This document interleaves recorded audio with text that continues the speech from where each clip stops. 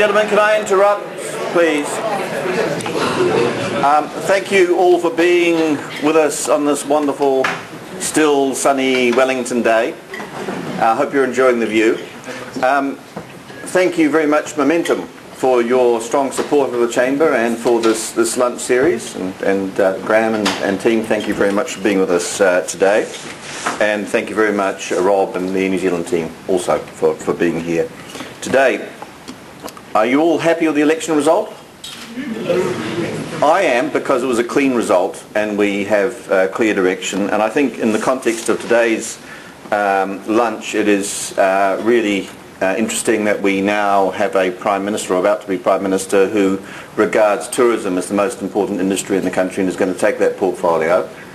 We keep on arguing the case that actually the future is the services, trade and export-focused services industry, and it's great to see that being accepted and taken further from the very top. And just to give you an example of the change, I had a lot to do with the outgoing government, but usually that interaction was stimulated or generated by a request for a meeting. But already, and this is now already 3 days into it, I've met 4 of the incoming ministers. Tomorrow I've been asked to a meeting with Bill English and John Key. Got another meeting with another incoming minister, and all those are at the request of them. So I think for the business community these are encouraging signs, and I think that there is a strong desire to really confront the economic challenges that we are going to be facing as a New Zealand Inc. Approach, and that's something that we certainly at the Chamber encourage. Last time Rob Fyfe spoke to the Chamber, we had almost 3 times the number of people in the room, because there was a bit of controversy out there over a proposal vis-a-vis the Tasman, and I'm actually very pleased that we don't have quite the same number of people in the room, and that the relationship isn't quite so, or the air isn't quite so charged. Rob was reasonably new into the job at the time as well, so I felt very sorry for you at the time. Air New Zealand is a very major part of the Wellington regional economy. You're a major employer. And I should also note that we have Ian Collier, the regional manager, here with us today. And obviously you're a key part of our infrastructure, and we want to make you an even bigger part of our infrastructure if we can. So we're really pleased, Rob, to have you today, and we're really pleased about the investment you are making in the New Zealand economy and the innovations that we're seeing all the time from the airline. Rob has been with Air New Zealand for a few years now. He began as Chief Information Officer and led the business transformation team. He then held the position of Group General Manager Airlines from 2003 until his appointment as Chief Executive Officer in October 2005. Prior to joining Air New Zealand, Rob held a range of senior management positions both within New Zealand and overseas, including roles with the National Australia Bank, Bank of New Zealand, Telecom New Zealand, ITV Group, and the ITV Group in the UK. I'm not quite sure what you'd rather be doing, banking or airlines, in the current economic environment. Anyway, we look forward very much, Rob, to hearing your views on the airline industry and Air New Zealand's plans.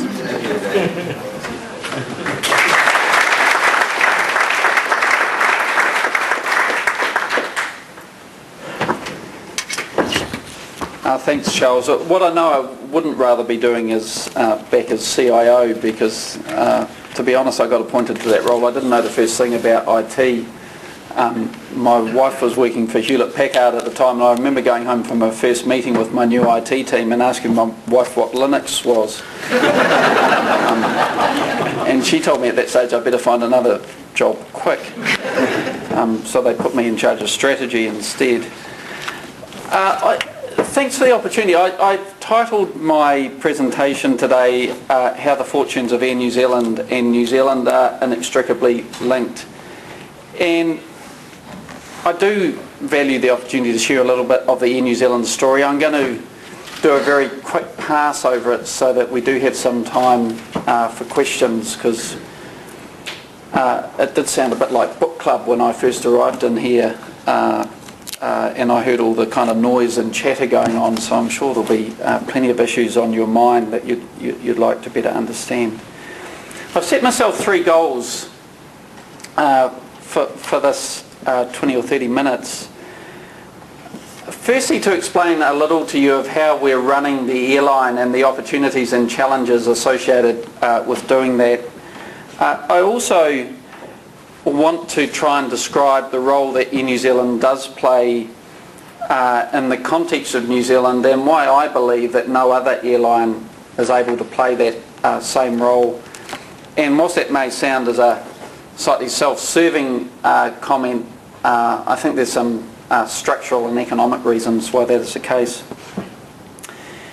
And just so that I wouldn't disappoint Charles or anyone else, there needs to be a little bit of controversy.